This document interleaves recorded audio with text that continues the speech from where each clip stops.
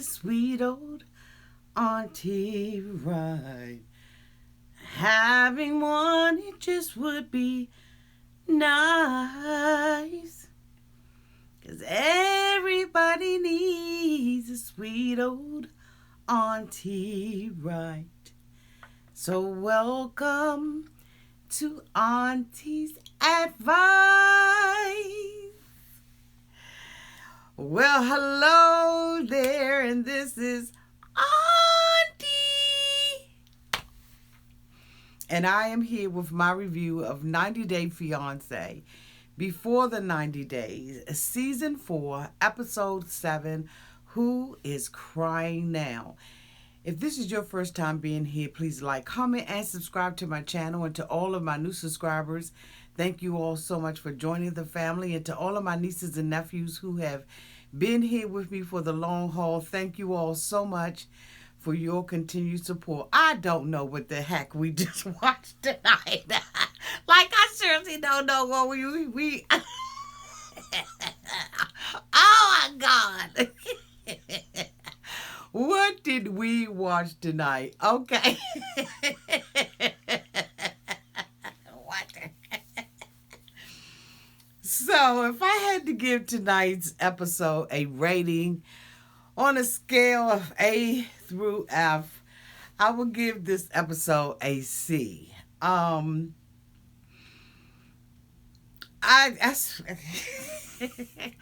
don't even know where to begin. But I'm going to just go ahead and jump right in.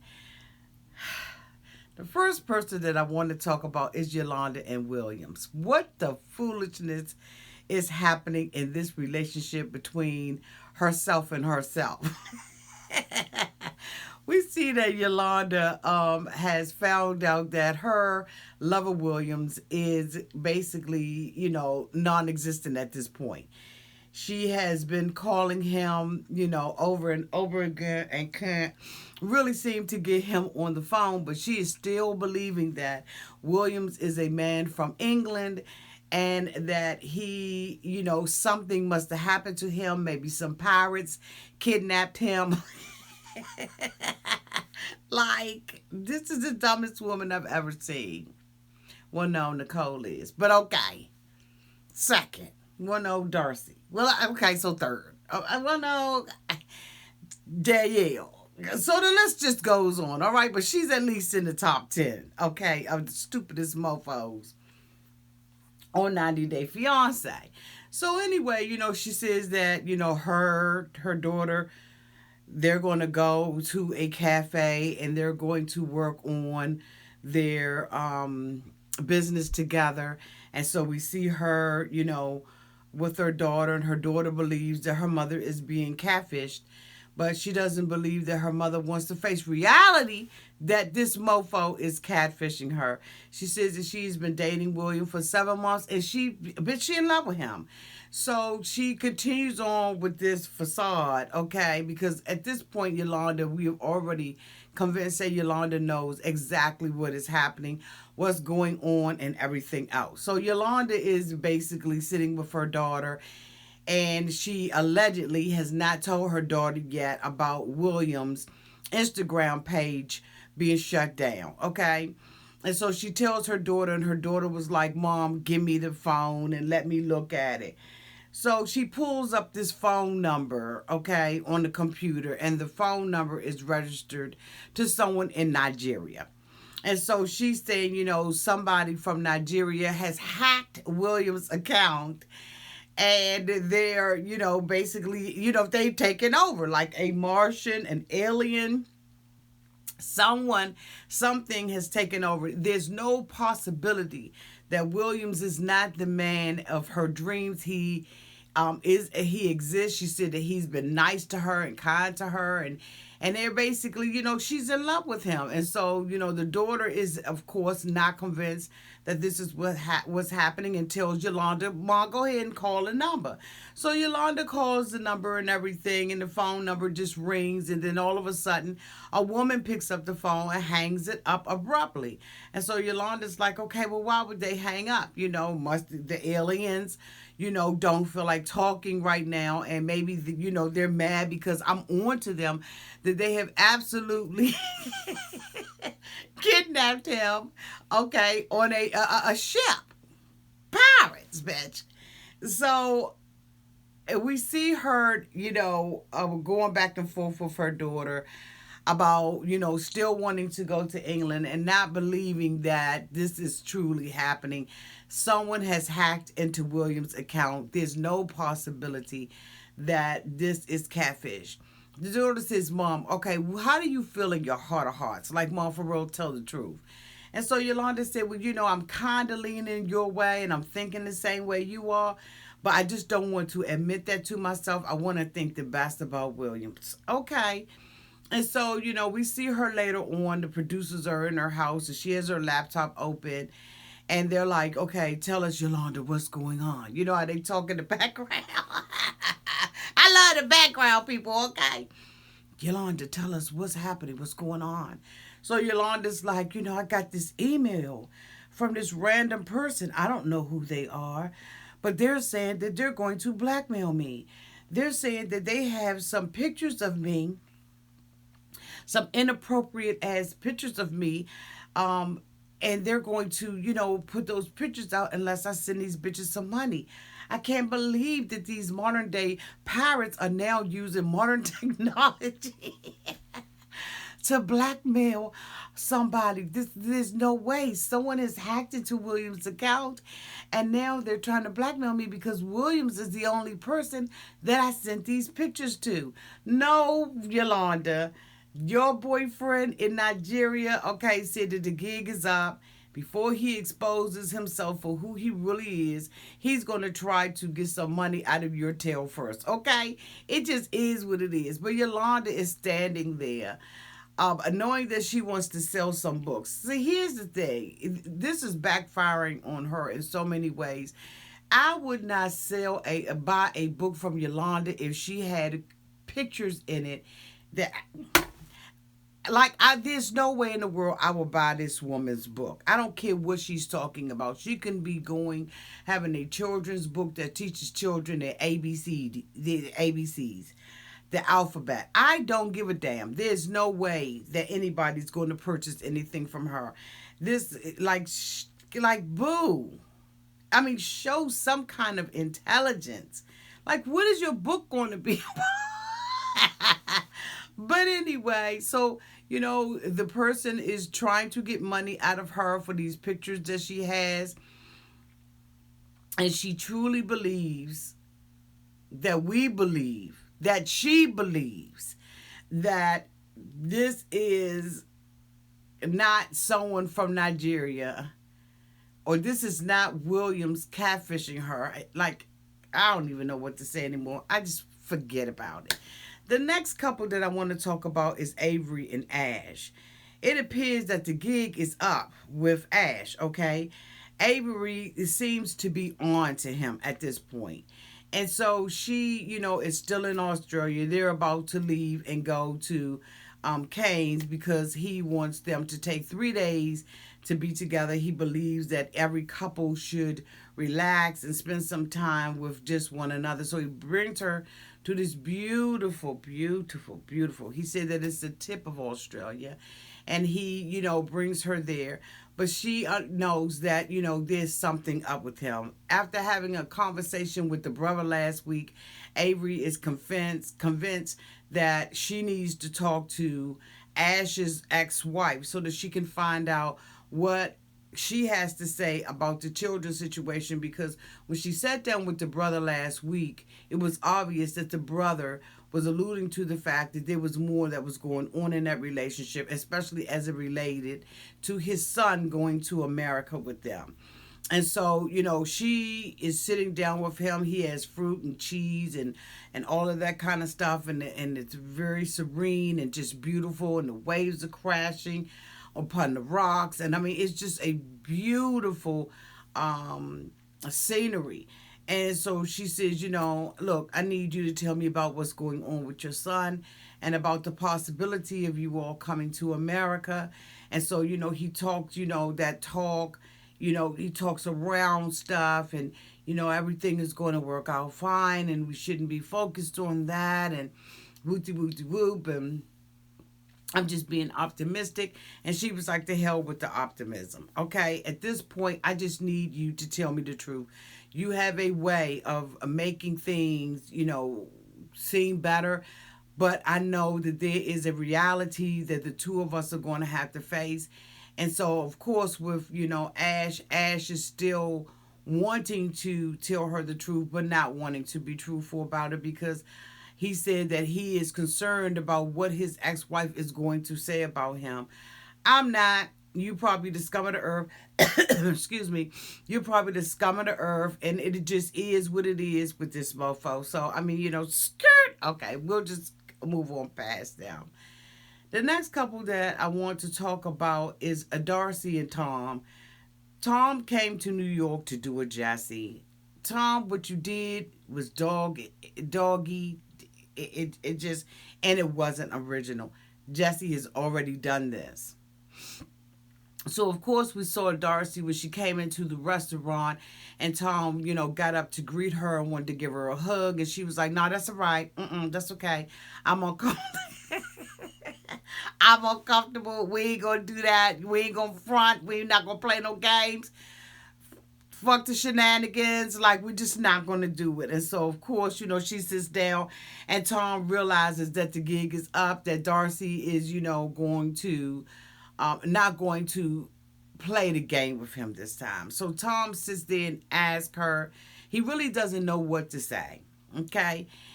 He's like, so what happened to us? And so Darcy is like, what do you mean what happened to us? I've been calling you. I think that we on 1 minute and then, you get the hell up out of Dodge. You don't return phone calls. You're just not doing what a man who's interested in a woman would do. And so Darcy is just basically sick of playing the game with him. And so, Tom is trying to make it appear that Darcy is the one that ruined this relationship. And so Darcy knows that he's gaslighting her. And, she basically says that this mofo is not wanting to take responsibility for his actions. He wants to, gaslight me and he wants to spin his thing in a way that it appears that I am the one that's in the wrong. And so Darcy was like, I'm not having it with him. He came here allegedly, he sits there and he says that Darcy had all of him. No, bitch, Darcy got a key to your house, and I don't even think that it was a key to your house. Matter of fact, I think I may got a couple of them downstairs somewhere. Excuse me, y'all. Darcy automatically knows that this conversation is moving to a breakup. And so Darcy is like, what you're not going to do is break up with me first. She said, look, Tom, what is it that you need to say? Don't you have something you want to tell me? It's okay. And so Tom is sitting there. He really doesn't have the words to say because this is unfamiliar territory for him, okay? Darcy is like, the gig is up. Just go ahead and tell me that you was with another woman. And then he has the nerve to sit there and tell Darcy that this woman loves me the way that I wanted to be loved. I tried to love you, Darcy, but all you kept doing was focusing on other things. And every time you brought up Jesse and the Jesse situation, this made me mad. But this is the same mofo that came to New York, had coffee on Darcy, okay? Because Darcy said, bitch, bring me the check and I will pay for his coffee, okay? Along with my gin and tonic. Oh, this is the same mofo when he came, after he was in New York, he went to go and meet with Jesse himself. He was full of crap. He thought that he was going to be able to play Darcy. He says that he was, at Fashion Week, and she was in Fashion Week. They met one another, and he just, he fell in love with her, and now he loves her. But he wanted to see, allegedly, if there was still something between he and Darcy, and he knew that there was never anything between Darcy and Tom, even when Darcy first went over there. Tom, I believe, in my opinion, had a goal, and that goal was to be on national television. And then he says, I did not want to hurt my best friend. And I'm thinking, since when did Darcy become your best friend? This mofo allegedly was talking to Darcy for over 7 years, back and forth on the app. And so he knew exactly what it was. I believe that it was a business deal in his mind. This was something that I can use to, kickstart my career. And I'm just like, boo, you a D-list celebrity. We don't even think about you. I don't follow him. I have no idea what he's doing in his life, and neither do I care. Darcy really was like, you are dead to me. I don't care nothing about you. The relationship is over. Don't call me no more, bitch, and I won't call you. And Darcy really was holding on. And right at the end, Darcy began to cry. And I was like, Darcy, I can see that you getting that daggone steal that is required. Okay? It's required. You getting it in your back, boo. You're finally starting to see. Darcy said, I will never allow another man to treat me the way that he has. And I'm saying to Darcy, you know what? You go, girl. Now, she cried, but she didn't cry in front of him. She was almost there, but she did not cry in front of him.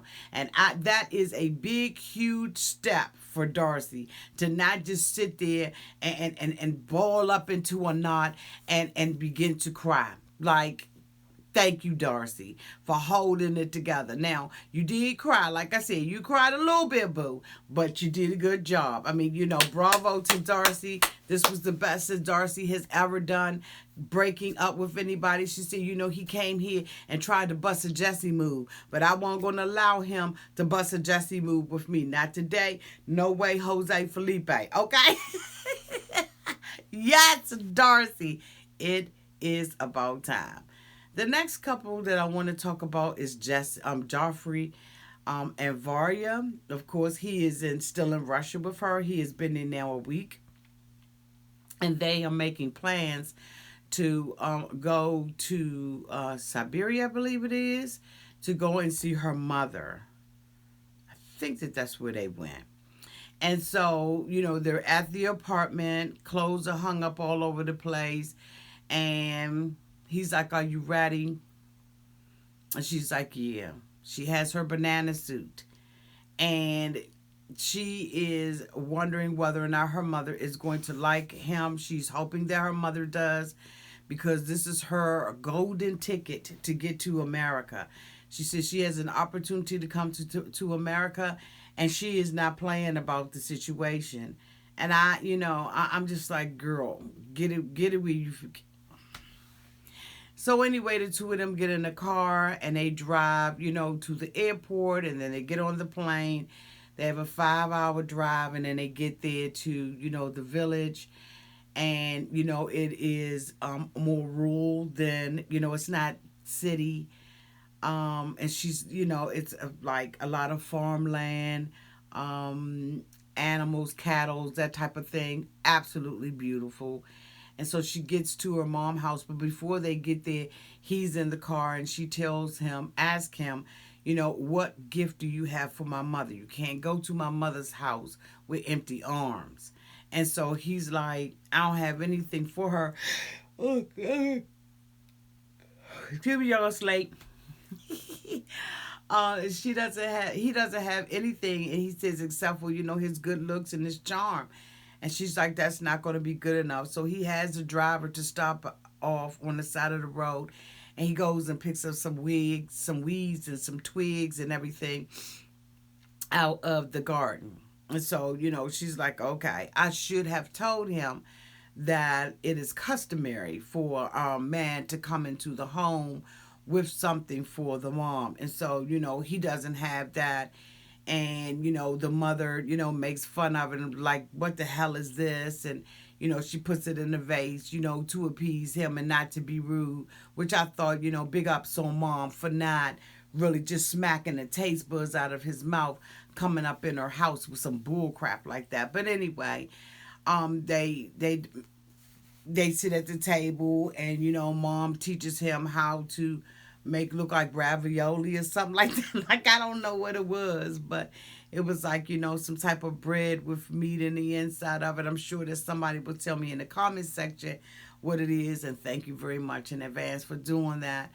And so, the mother asks, says that she's concerned about her going to America, that she doesn't really know how she's going to be treated. She can't get to it. And he said, well, we took a 5-hour flight to get here. And she was like, but still, I can still get to her when I want to. And I can talk to her when I want to. And when she moves to America, there's not going to be anybody that's going to be able to be there. And she asked him, can I trust you? And so, he was trying to sidestep it and everything. And Varya brought him back and said, my mother asked a simple question, can she trust you?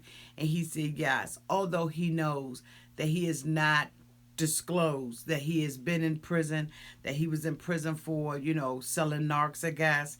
And he hasn't told her the truth. And so he's thinking that once he tells her the truth, that she is going to leave him. And if she knows what's good for her, she would indeed leave him. Because it's not the fact that he's been in prison when he was a teenager or however old he was. It's what are you currently doing? What have you currently been involved in that she should be absolutely concerned about? You understand what I'm saying? This girl is in danger. He's in danger, okay? They're all in danger, bitch. I mean, ain't none of them, you know what I'm saying? Ain't none of them, this is just, this right here is a train wreck, okay? It's just a train wreck. The next couple I want to talk about is Stephanie and Erica. Stephanie straight up got it. Y'all, ain't it a lot of couples? God damn. I have not, my mouth has not had an opportunity to pause. Wait a minute, let me just take a real quick pause. Okay. There we go. So Stephanie is a control freak. Stephanie is insecure. Stephanie is a hypocrite. Stephanie is a YouTuber wanting to go Hollywood. Stephanie ain't about Jack. Stephanie is playing not only herself, but she is playing Erica. And Erica has gotten to the point, bitch, where she ain't gonna take it no more. So Erica is on YouTube, okay? She's a YouTuber, and she has a significant following. I wish I had one that big. But she, doesn't know whether or not she's bisexual. She indicates that she's never told her parents that she was bisexual, even though in 2016 she did a video saying that, she was bisexual, but allegedly her mother in 2019 didn't know anything about it. 3 years later, girl, bye. She lives with her parents, basically. And so how does her mother not know? Oh my God. So she goes over there. She was a stripper. She has, a site where she does the little naughty things, the little naughty stuff, the stuff that you do, behind closed doors and everything, so don't nobody see you or smell you. And so she's over there with Erica, and Erica's thinking, this person that I see on YouTube, this persona that she has on YouTube is really basically who she is, but it really isn't. This, she's gun shy. She doesn't want to, appear to be into Erica the way that she. Anyway, so they're at the hotel and they're about to go out, and Erica comes out with her cute little baby doll outfit on. Okay, looking like a brat doll, but. And so, they go out and, Erica has planned this date for them. And so Stephanie is saying that she doesn't know what the date is. She has no idea what this date is about. However, Stephanie, let me tell you how the gag was on you. See, the gag was on you because you had on, an off-the-shoulder shirt, but your bra was a bathing suit. So you knew that you was going to have to disrobe. You knew where you were going, and you can pretend like you did not know, but ain't no way in the world you're going to tell me that on a regular day you're wearing a bathing suit top as a bra. You knew exactly what the date was about. But we're going to go on with this phony, hypocritical bull that you trying to pass on us, we're going to go head on with that and act like, we believe that you had no idea that you were going into a shop to have a mold built of your breast and y'all was going to paint it. There's no way in the world that you did not know that you were going to have to be touching on Erica and that Erica was going to be touching on you.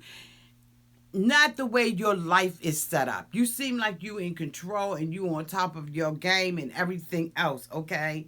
So stop it with the bull. But we're going to go on with the storyline because I think that some people just want to hear her fake ass storyline. So I'm going to give you the storyline. So Erica takes her to a little place and it has glitter and sparkles and everything all over the place. And they go in and there's two young ladies that are already there. And then there's this woman who's dressed up like Hansel and Gretel.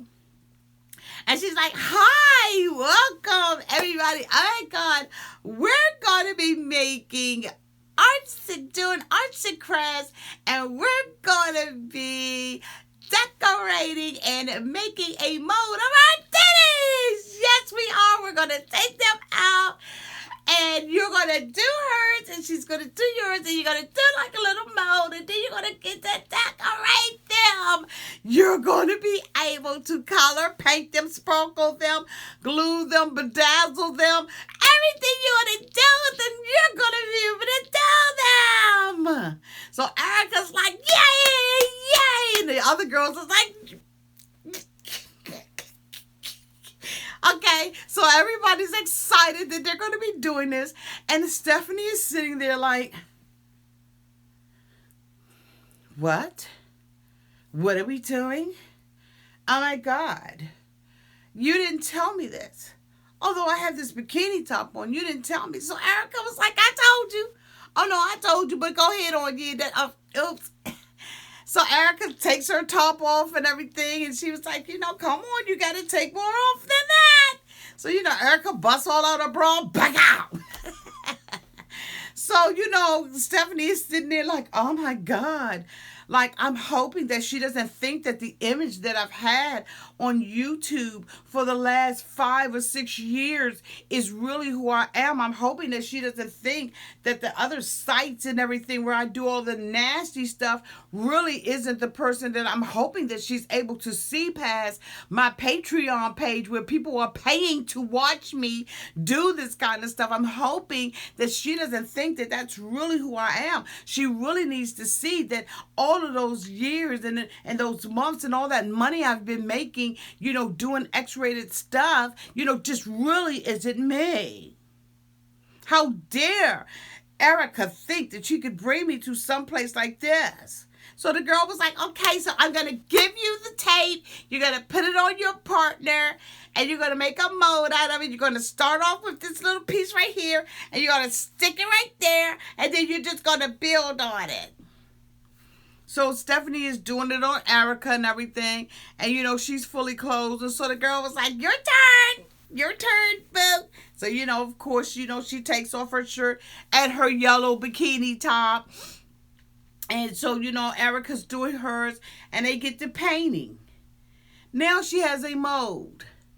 And Erica has a mold. The other two girls, they're just happy, okay? They just slapping the thing and, rubbing it and putting tape all on it and all that kind of stuff. And so, allegedly, Stephanie is uncomfortable with this. And so, the other girls was like, so, where'd you all meet? And they're like, oh, God, I'm a YouTuber. We met on YouTube and everything. She's from the United States and I'm from here. And they was like, so y'all going to be, somebody's going to be moving? Are you going to be moving to America or is she going to be moving here? And so she was like, well, we did talk about it. So, Stephanie's sitting there. And Erica's like, I got a life, bitch. I have a life here. I have some wedding gigs that are coming up. I'm a photographer, and I'm not going to be able to just jump up and go to the United States just because you say I need to jump up. And so, of course, Stephanie gets mad because she said, we've already talked about this, and you had alluded to the fact that you were going to come. And Erica was like, but still, I still don't want to just jump right out there and do that because I have a life here and some things that I'm doing here. So they leave there, and Stephanie allegedly is feeling some kind of way because she feels like the date was totally inappropriate and that Erica should not have misread her Instagram, her Patreon, her Snapchat, her Twitter. She should not have, like all of that stuff, her YouTube channel, she shouldn't have misread any of that. And so, and so they decided they're going to go out. And so she gives, Erica another gift. And she was like, I want to treat you like a princess. And so she gives her this little, jewel to put in her hair that's like a half crown. And it's all bejeweled and everything. And Erica's all excited and everything with her pink and purple hair and her pink and purple earrings and her little lollipop dress. And so, it's got little sunflowers and stuff like that on it. She's just so giddy and happy. And so they go out to a restaurant, and Stephanie is sitting there, and her other personality comes out. And she's like this. Yeah, I just want to treat you like a princess. I'm so excited. Let's just go to dinner, girl. Let's just have a good time. And so she gets to the restaurant, and she's like, look, hey. While you were talking and doing what you was doing and scrolling through your phone, I noticed you had a date app on your phone. So Erica was like, okay, yeah. And she was like, why? Why do you have a dating app on there? So Erica was like, it doesn't mean anything. I'm not dating anybody or anything like that. Part of the other side of the app, I do business with people. And so that's the only reason why the app remained on my phone. Well, I want you to take the app off your phone. So Erica was like,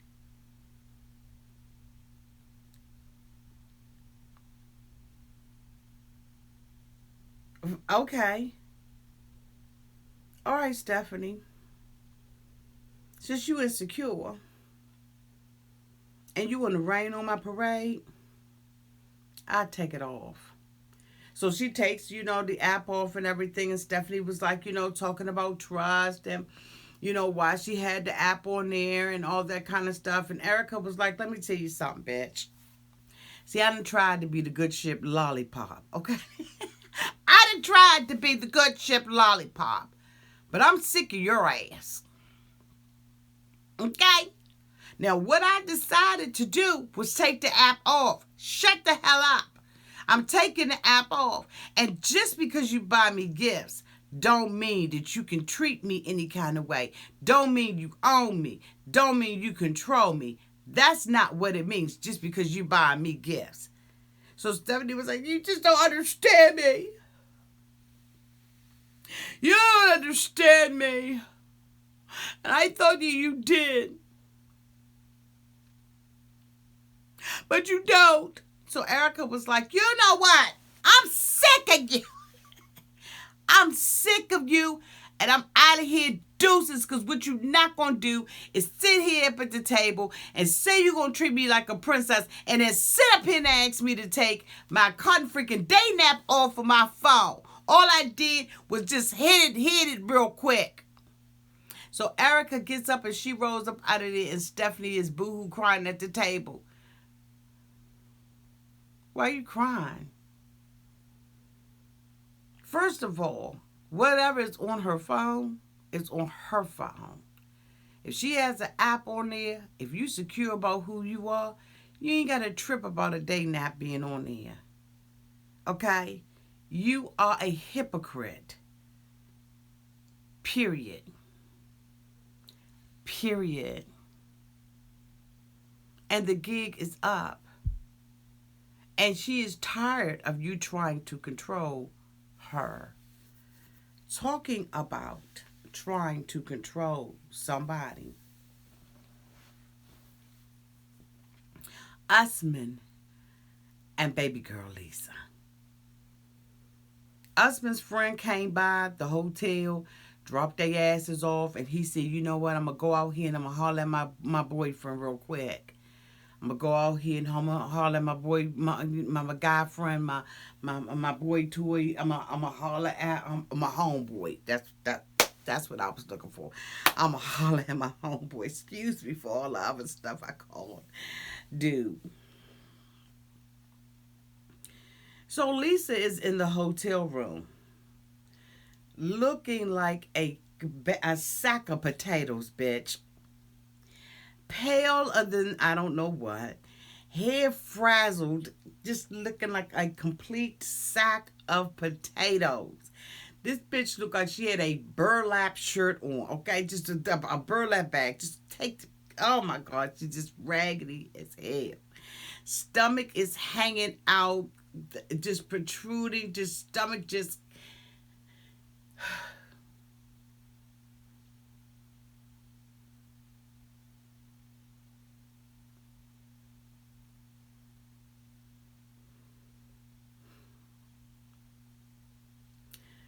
So Lisa tells the baby girl Lisa tells the producers that Soldier Boy said that he was going to go out and walk his friend out. She looked up and it was 30 minutes later and he wasn't back. So she said she went outside and she didn't see him out front. And she became terrified. She was frightened. She was in fear. She said that Soldier Boy told her he would never leave her, nor forsake her, nor see her seed begging bread. And so, of course, she's the damsel in distress. Now, y'all know it's some other stuff I want to say about baby girl Lisa. Y'all know that was some bull, right? As long as y'all know what it is, and in the words of Jan Levanzant, calling a thing, then we good for the night. And I don't have to go there.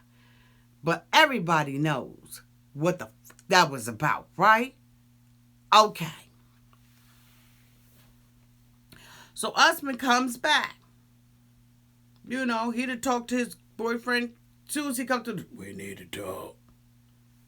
He was like, talk about what? You left out, you said that you was going to come and talk to your friend for a few minutes, but you was gone for 45, 55 minutes, and I was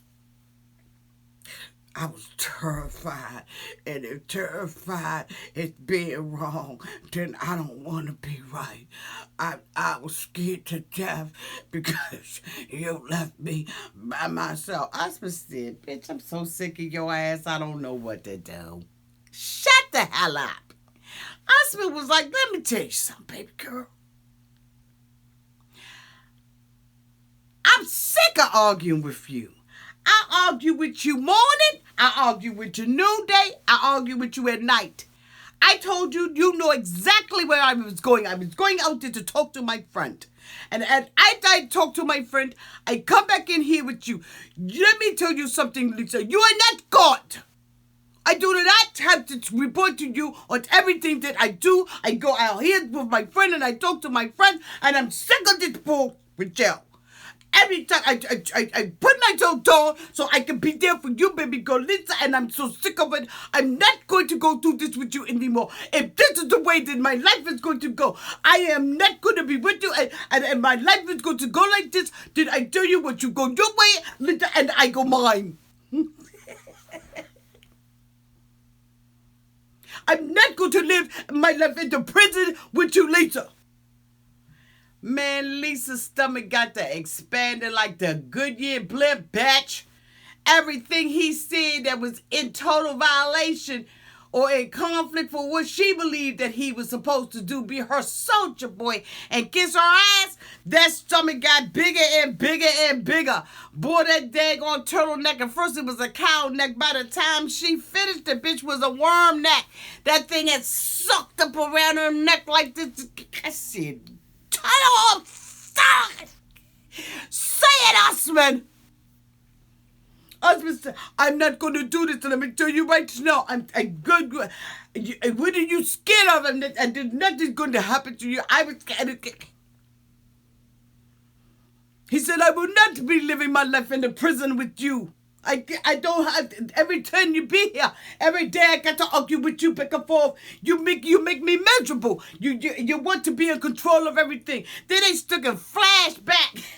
And only the way that TLC and Andy Cohen would do. They flashed back to every scene of that bitch was acting like a daggone fool. From the cotton freaking time he got here in the car from the airport all the way into the party. He said, you want to be in control of everything, Lisa. We don't need to be together. You go back home.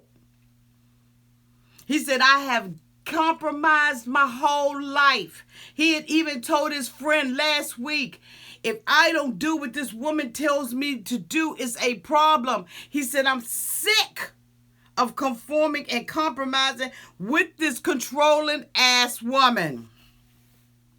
Husband left about that joint and got him some weed. He got some weed. He got him some weed. He called his homeboy back and was, look, I'm telling you right now, if you don't bring me the weed, it's going to be weed. I need some weed to put in my hookah. Because weed. Lisa would sit up in that joint.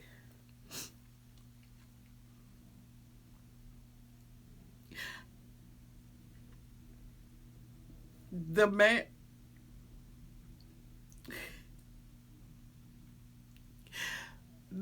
that was just talking to me is not the man that I fell in love with. I guess he died. He said, I've been dealing with you. And I'm going to tell you right now, Lisa, you was bad when you was in the States. And you got worse when you got here. He said, if you can't treat me with respect while you here in Nigeria on my soil, then how are you going to treat me when I have no mother, no brother, no friend, nobody to go to if you are treating me all fucked up? He said, no, baby girl Lisa, I cannot do this with you, baby girl Lisa. He said, you have to treat me with more respect, or I can't be with you, baby girl Lisa. You want to be in control, use a terror. And you're ugly. Because let me tell you, if that woman won't looking and beat down to the ground, that's one ugly woman. And I mean, when I say ugly, that's an ugly woman. Entitled, privileged, got her nose up in the air looking down at mofos. You want to control everything about him? You're ruining his life. He said, my opportunity, my dream of being with Lisa is to go to the United States and become a superstar. Evidently, Lisa is agreeing with that because he is so liberal in saying it. He's not hiding the fact that this is an opportunity for him. He is completely and totally unapologetic about it. He's straight telling the truth. She's my golden ticket. I got a golden ticket. I got a golden ticket named baby girl Lisa. So Lisa's like, I don't want to lose you. I know we've been arguing. You ain't perfect and neither am I. But I don't want to lose you.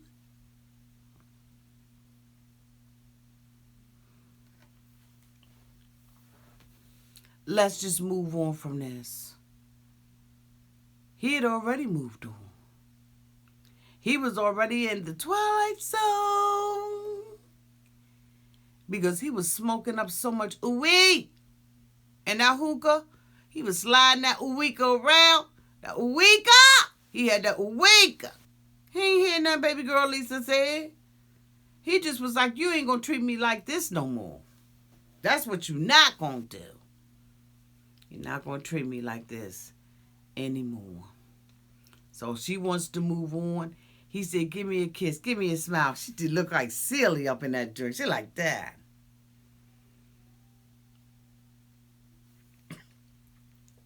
He said, give me a smile, Lisa. She said, y'all remember when Silly did that? He said, give me a smile, baby girl, Lisa. She said,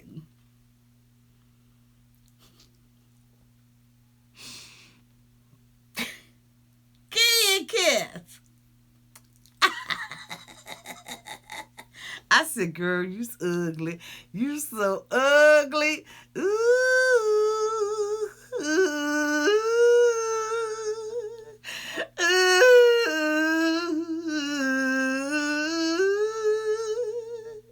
Sister, we sure ain't got a whole lot of time. Did y'all feel like that? So let me tell you something, sister. You've been on my mind, sister. We ain't two other kind, 'cause sister, you sure ain't got a whole lot of time. Who that girl, Hoppo? Okay. The last couple that I want to talk about is our boy Ed. Ed said, I thought that the relationship with Rosemary was over. Bitch, I thought I lost her. But Rosemary was like, you know what? I love you. I love your money. I need your money. My sister needs your money. Little Prince needs your money. Yabba dabba doo boo. I'm back. So they get back to the hotel and everything, and he says he wants to treat her like a queen. So he goes into the closet and he gets a robe and everything, and he's like, put this robe on. She said, wait a minute, hold up. Let me get my pajamas. I need my pajamas. So he was like, damn, she's smarter than I thought. So she goes, into the bed. He said, take a nice shower, because I want to treat you real good tonight. So she was like, all right then, So she goes in there, she takes her shower. Hello? Yeah, set up your best bottle of champagne. Okay? She goes into the shower. He was like...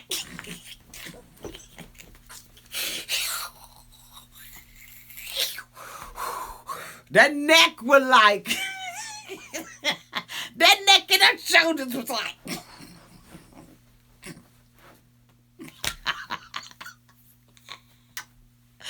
Jesus. So Ed, he getting everything prepared. The guy knocked on the door.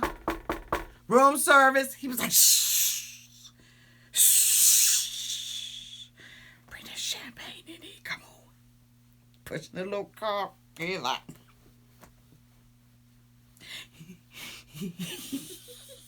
So the guy pushed the car and everything. He like... Shh. Shh. Shh.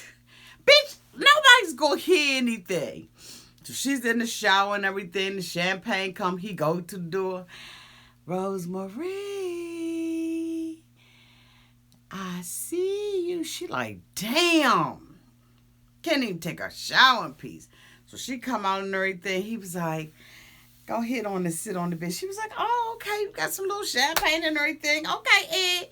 So she sits on the bed and everything. Because y'all know I was there. Y'all know I was behind the dresser, right? Okay.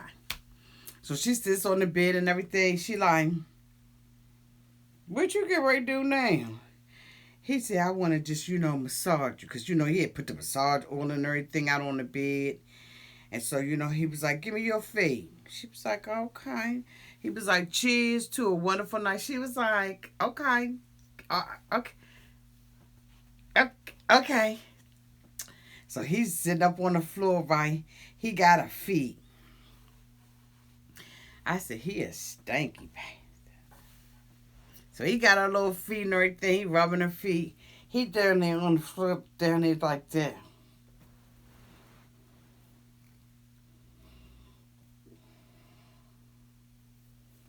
What a fucking creep. I was like, ew. Ew. Ew. Now you know you gotta be broke as hell. This mofo, if you sit on a bed and you looking down and what you see looking up at you is like this.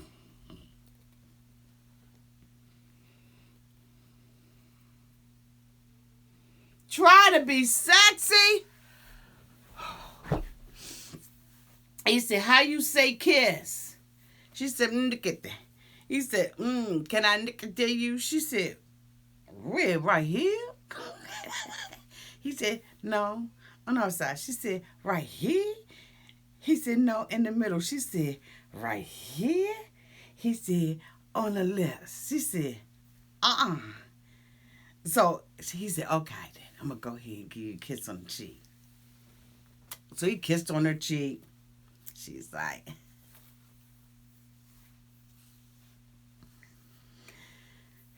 God, I need that money. He was like, can I give you a kiss on the lips now? She was like, he was like, oh, that's so good. He said, that was just so good.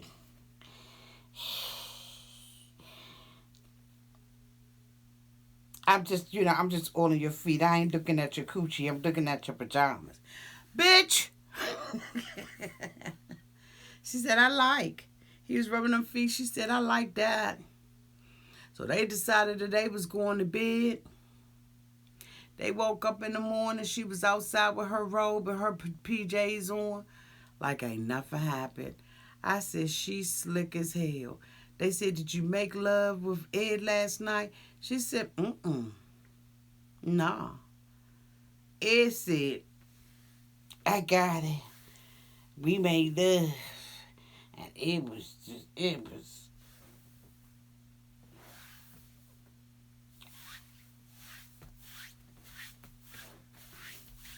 Ed said it was great. Bitch, I almost threw up. I could not believe that girl had sex with him. I was like, poverty will make you do.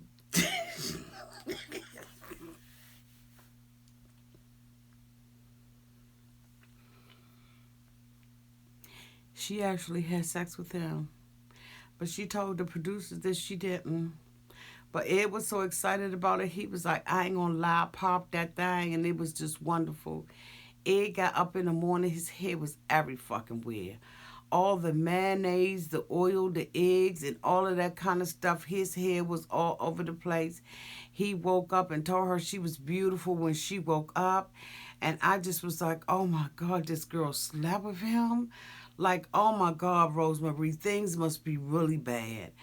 And he was just so excited about it. And he had to check out of the hotel and go and stay, because he was going to stay with her family. He asked her, how everything was. I mean, this mofo has been hot and sweaty since he got there. But he had told her, she told him, he asked her for a kiss. And she was like, no, I don't want to kiss you. Ew. And he was like, why? And she was like, because it be hurting, his beard and stuff is prickly and was hurting her face and stuff. And so he was like, well, bitch, you got... He said, well, bitch, you talk about my face, but you got hair on your legs like a damn man. You got hair on your legs like a damn bear, bitch. How in the hell you gonna talk about me and the hair on my face when you got unattractive man legs? He said, your legs look like mine. I tell you what, you shaved all of that damn hair off your hairy ass bear legs, and then I'll shave my face. She said, all right, then bet, but why should I have to shave my legs? He said, if you want me to shave my face, you gonna go in there and shave your legs. So next thing you know, she up in that mofo shaving them daggone legs, and Ed shaved his face. And I mean, when he shaved his face, I said that thing is running over and above. That neck really just melted down into that, like this mofo, like it be like turning like this up on him. Like I felt so sorry for him. I was like, he's so unattractive. But he ended up going over to, with her family and everything. And he said he did not know what to expect, but he had already promised the family that he was going to stay with them.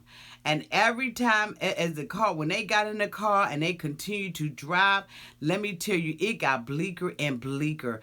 Oh my God, he said it looked like a third world country. He said it just looked like, just poverty, just impoverished. The stuff that they were showing on the camera, I just was like, oh my God, nobody should ever have to live like that. I felt so bad for them. And just the despair that you have to feel when you get up in the morning living like that. We are so blessed here in the United States and many places in this world. We are blessed beyond blessed, y'all. I'm telling you. And it broke my heart. And I was like, no wonder she would say that he is her king and he says she's his queen. No wonder she would say, I want you to take care of Prince. Because of the way that she was living. And he keeps saying, he was, skeptical about meeting the sister because the sister had asked him for money. And he doesn't know whether or not Rosemarie is in on it. I'm saying, bitch, just ask her. Instead of having all of that on your mind all that time, ask her. Your sister asked me for money. And I want to know if you know about it. She told me to hide it from you. When he got there, the sister was sizing him up and she was like, look at this turd. But they allow him to come into the house. And when they came into the house, they were like, congratulations, welcome. They had the little food, the little fish and the chicken and everything there. And they had a nice little spread that was prepared. But bitch, they didn't have no door. They didn't have no roof. They had stuff that was piled up at the sister's store. Like you could see, the moonlight by candlelight, by sunlight, by day and by night. You could see every cloud. You could see oh my God. Oh my God. Oh my God. And Ed was up in there sweating like a mother. The daddy wasn't there and they were sitting there and eating the food and everything and everybody was looking at him. And I was like, this is just absolutely horrible. When the dad came in, he jumped up and went and greeted the dad and everything. And Rosemarie is like, this is going to be my savior. There's no way in the world that you can tell me that Rosemarie is not looking at him as being her hero, being her savior and saving the day. Absolutely just sad. When little Prince ran across there and he was like, I'm in love with little Prince. I can see why he wants to, after 28 years of not having anybody date Rosemarie, because he wants to feel like he's rescuing someone, like a humanitarian. And I just was so sad. And it made me understand in an instant why she would date someone like Ed. Why she would look past his face, his body features, everything, and see her own need. I was like, bitch.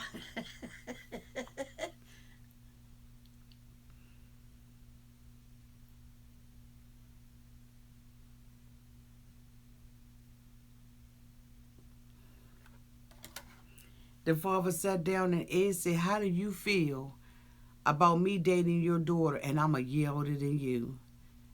How inappropriate.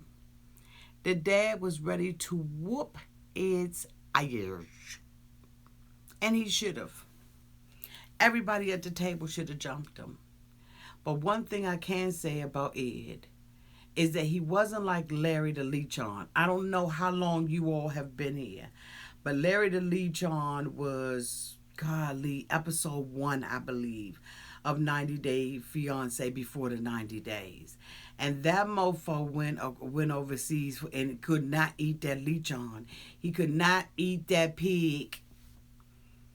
That mofo could not eat that pig. And right now, he and his wife, she moved here and they've had a child and they living their best life. I think her name was Gina. Gina, Jennifer, something like that. Jenny. But it ate the food. Y'all, let me tell y'all again, if I had to rate tonight's episode, I would absolutely rate it a C. I am hoping that the next couple of episodes are good. Don't forget to stay tuned. April 20th, they will be having a special 5-week series in replacing 90 Day Fiance Tell All. As you all know, because of everything that is happening in our world right now, they were not able to do the tell all. They end up canceling it, so we will not be seeing that. But they do have another show that will be in its place. Again, it's starting on April 20th, and I believe it stops sometime in May.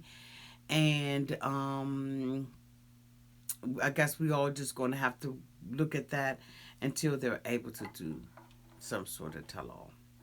So, thank you so much to everybody who was here tonight. Thank you all so much for being here for this review. Thank you to the people who cash at me in the other videos. I really do appreciate that. I'm sorry that when I'm on StreamYard, I am not able to see the comments unless I have my glasses on and I'm kind of like focused. But I did not see it tonight and I apologize so much. But I just want to thank you so much for your super chats and for your cash apps and just for being a blessing and being here and just having fun in the comment section. That's always worth it to me. It's always rewarding just to see you all out here. How many people are out here tonight? Let me put my glasses on. It looks like right now it's 564 people. Thank you all so much for being here, and I hope to see you all soon. Y'all stay safe. Stay safe. Stay safe. Love you all. Until we meet again. Bye, y'all. Mwah.